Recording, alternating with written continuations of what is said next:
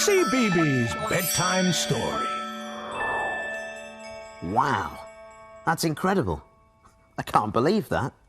Oh, hello, I'm Warwick. I was just reading this story in the newspaper. It's quite incredible. The cows and chickens can't believe it, neither can I.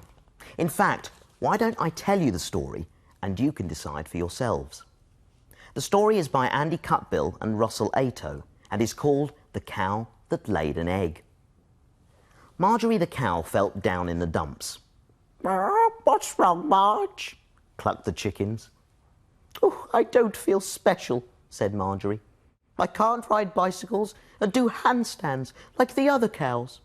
I just feel so ordinary. That night, the chickens hatched a cunning plan. They whispered. The following morning, there was an almighty commotion in the barnyard. What? I've laid an egg! Shrieked Marjorie. All the other cows were astonished. None of them had ever laid an egg before. Even the farmer came running. Oh my goodness, he cried. Marjorie's laid an egg. The farmer's wife called the local newspaper. People came from far and wide. We're extremely proud of Marjorie, announced the farmer to the crowd. Marjorie felt much more special now, and the chickens were as pleased as Punch too. But the other cows weren't so happy. Oh, bicycle riding and handstands feel rather ordinary now.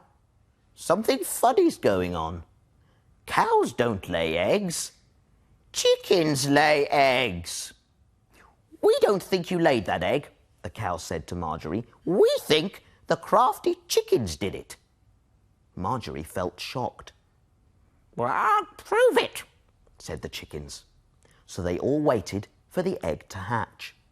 Day after day they watched as Marjorie sat on the egg to keep it warm. But nothing happened. Until suddenly, one morning, they heard a noise. Tap, tap, tap. Oh, here it comes, shouted one of the cows. As Marjorie stood up, tap, tap, tap.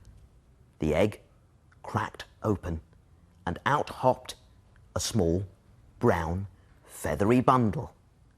Oh, there, said one of the cows, nodding. A chicken! Suddenly, the tiny creature looked up at Marjorie.